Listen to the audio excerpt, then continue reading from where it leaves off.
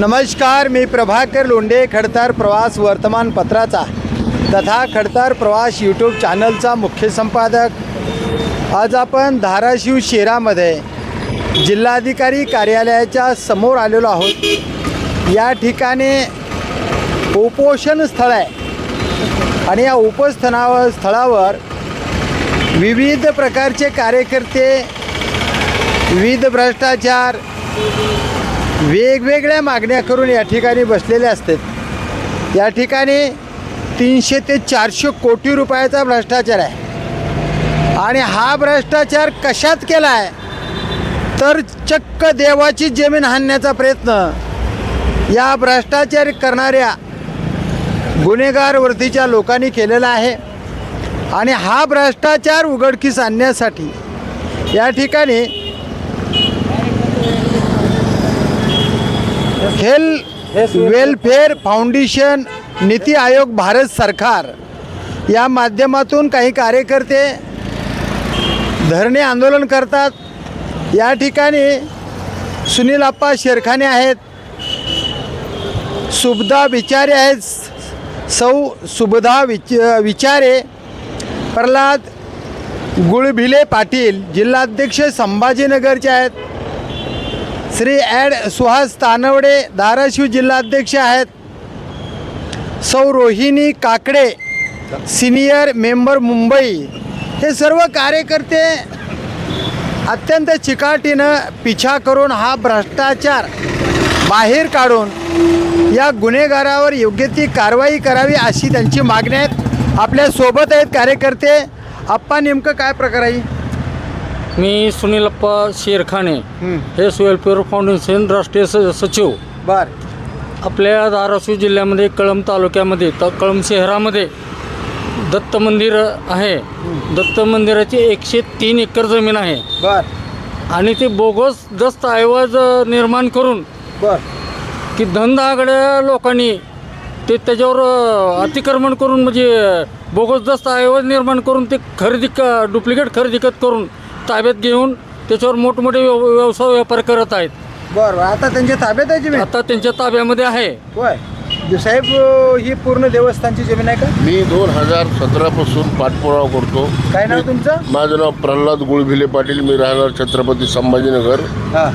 मला सुरेंद्र गोविंदराव हौसरमले यांनी GPA करून दिला होता 2018-19 मध्ये। काय करून दिला? GPA power of attorney. बरं किंवा माझं काही चालू देत नाहीत ते लोक, तर मला थोडंसं जरा मदत करा आणि त्या अनुषंगानं मी तुम्हाला काय द्यायचं ते मी देऊन टाकीन आणि मला तुम्ही मदत करा आणि माझ्या नावावर त्याची GPA करून द्या। बरं तेव्हापासून मी पाठपुरावा करतो सर। बरं आणि मी याचिका दाखल केली 2019-20ला औरंगाबादला, संभाजीनगरला। बरं, याच प्रकरणात? हो, या प्रकरणात। बरं, त्याचा निकाल 26 मार्चला लागला। बरं. माझ्या वतीनं लागला, तुमच्या माझ्या वतीनं लागला निकाल। बरं तुम्हाला न्याय मिळाला? न्याय मिळाला न्यायालयाकडून। मग पुढं काय अजून अडचण? पण त्यांनी काम न बंद ठेवता चालू ठेवलं, NA लेआउट करणं हे ते। बरं निकाल तुमच्या बाजूला असताना सुद्धा मनाई आदेश, कोर्टाचा मनाई आदेश आहे माझ्याकडे। म्हणजे गुंडवृत्तीचे लोक आहेत की गुंडवृत्तीचे म्हणायला हरकत नाही, तसंच म्हणायचं, म्हणायला काय हरकत नाही। म्हणजे न्यायालयाचा आदेश धुडकावता म्हणजे गुंडवृत्तीचेच ना, है ना? या न्यायालयाचा आदेश मानणारा माणूसच लोकशाहीचा माणूस। आणि लोकशाहीला जर मानत नसेल तर हायकोर्टाचा हायकोर्टाचा निकाल आहे। माननीय पालकमंत्री, माननीय महसूल मंत्री यांच्याकडे जाऊन माननीय कलेक्टर साहेबांना, जिल्हाधिकारी कलेक्टर साहेब काय म्हणले? त्यांना आदेश दिला। आता त्यांनी ऍक्शन घेतली का नाही घेतली? आदेशाचा सुद्धा केराची टुपली का? नाही, मी आता आदेश त्यांनी काय केलेलं काय माहित नाही, पण आम्ही याचं पालन केलेलं नाही आदेशाचं। म्हणजे कलेक्टर साहेबांच्या आदेशाचं पालन केलेलं नाही? नाही, न्यायालयाच्या आदेशाचं आणखी पालन झालेलं नाही आहे। वकील साहेब, एक पुढं, तुम्ही धाराशिव जिल्हाध्यक्ष आहात आणि कळंब तालुका धाराशिवमध्ये येत आहे। जिल्हाधिकारी साहेबांच्या जर आदेशाला केराच्या टोपल्या जात असतील, दाखवत असतील, तर तुम्ही एक चांगले नावाजलेले वकीलसुद्धा आहात आणि न्यायालयाचा आदेश धुडकावून अजून तिथं NA आऊट चालूच आहे, तिथं कारभार बी गुन्हेगारांचा चालूच आहे। न्यायालयाच्या आदेशाला जर केराची टोपली आणि जिल्हाधिकाऱ्यांच्या आदेशाला ही केराची टोपली जर दाखवत असतील तर नेमकं दाद कोणाकडे मागायच्या? या ठिकाणी न्यायालयाचे आदेश असूनही हां. अजून न्याय न मिळाल्यामुळं आम्हाला रस्त्यावर उतरल्याशिवाय पर्याय नाही. ही पहिली स्टेप आहे आमची. हां. 1 दिवसात आम्ही लाक्षणिक उपोषण केलेलं आहे. ह्याच्यानंतर तर तीव्र आंदोलन होईल. रस्त्यावर उतरल्याशिवाय आम्हाला अंमलबजावणी होणार नाही. म्हणजे शेवटी लोक न्यायालय. ह्या लोकशाहीमध्ये सगळीकडे हुकुमशाही चालू आहे. खरी लोकशाही आणण्यासाठी रस्त्यावरच उतरावं लागेल. त्यामुळे आमची संघटना तर रस्त्यावर उतरलेली आहे. हां. काय संघटनेचं नाव काय? संघटनेचं नाव हेच वेलफेअर फाउंडेशन, बर. नीती आयोग, म्हणजे भारत ग्राउंड सरकार. लेवलला काम करणारी संघटना येस येस है ना? ताई तुमचं काय नाव?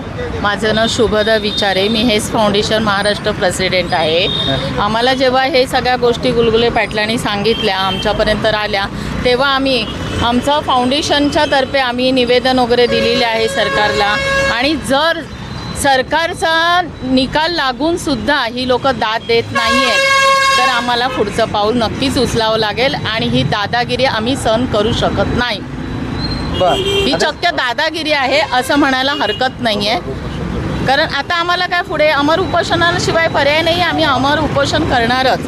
आणि ते पण 1 दिवसाचं नाही. जर आम्हाला याच्यातून जर सॅटिस्फॅक्शन नसेल तर आम्हाला पुढची कारवाई आम्ही अजून पुढे करतच राहणार. आणि तेव्हा आमचं पूर्ण महाराष्ट्र, पंजाब, दिल्ली, हरियाणा, सिकंदराबाद इथे आमचे सगळे म्हणजे आमचं फाउंडेशन खूप महाराष्ट्राच्या बाहेरचं किती सुद्धा राज्यामध्ये आहे. काम करतं तुमचं? आम्ही 16 राज्यांमध्ये करतो. 16 राज्यामध्ये. हो. पुढचं पाऊल काय राहील तुमचं? पुढचं पाऊल आता आमचं अमर उपोषण. आमरण उपोषण. हो, हो, हो. किती लोक बसतील साधारणपणे? कमीत कमी आम्ही पुरं महाराष्ट्र 2000. आमरण उपोषण. हो, हो, हो. काय 2000. ताई काय म्हणणं आहे? तुम्ही कोणत्या पदावर काम करता? मी सिनियर मेंबर मुंबईवरती. हा हा हा. माझं नाव रोहिणी कापडे. हा. माझं पण असंच म्हणणं आहे की हे जी जागा आहे देवस्थानाची, दत्त देवस्थानाची, जी खरेदी विक्री बोगस कागदपत्र वगैरे करून करतात, यासाठी सरकारने न्याय हा दिलाच पाहिजे. कारण हे देवस्थानाची जागा आहे आणि इतके वर्ष ह्या लोकांनी त्याच्यावर कारवाई म्हणजे दादागिरी करून ते जे थांबतात त्यांना जास्तीत जास्त गुन्हा त्यांच्यावर दाखल करून त्यांना शिक्षाही केलीच पाहिजे. साहेब, महाराष्ट्राचे गृहमंत्री या अशा प्रकरणामध्ये न्यायालयाला, जिल्हाधिकाऱ्याला न्याय न देणार, दाद न देणाऱ्या माणसावर गृहमंत्र्याने काय कारवाई केली पाहिजे? आणि गृहमंत्र्याचा हा कंट्रोल लूज पडतो असं वाटतंय का तुम्हाला? नाही, नक्कीच वचक राहिलेलं नाही असं मला वाटतंय. हां.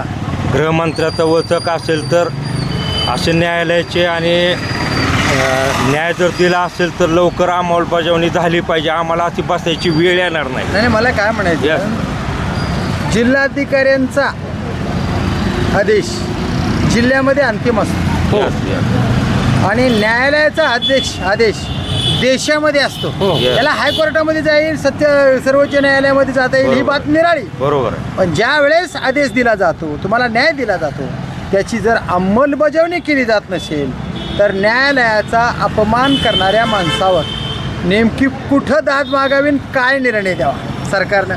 नाही, आम्हाला न्यायालयाची अंमलबजावणी जर झाली नाही त्याविरोधात न्यायालयात आम्हाला अजून एकदा दाद मागता येते. परंतु त्याची अंमलबजावणी होत नसल्यामुळे हां.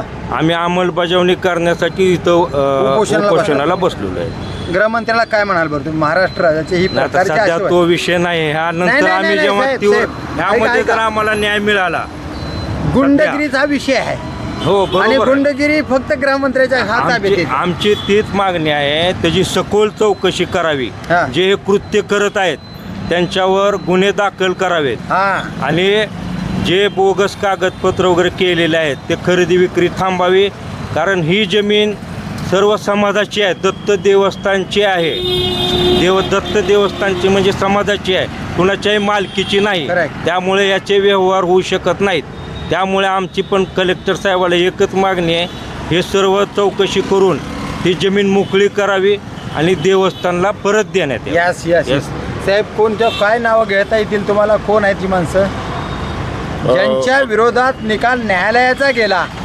ते माणसं कोण आहेत? अक्षय आनंद बलई, हां, मोठ्यानं सांगा. अक्षय आनंद बलई, हां. अभयराज देवडा, हां. मुस्तफा कुरेशी, बर. संतोष चोरडिया आणि आणि त्यांचे बांधणे लोक. आणि अजून काय नाव तिथं बलदोटा अर्धा सगळे नाव आहेत.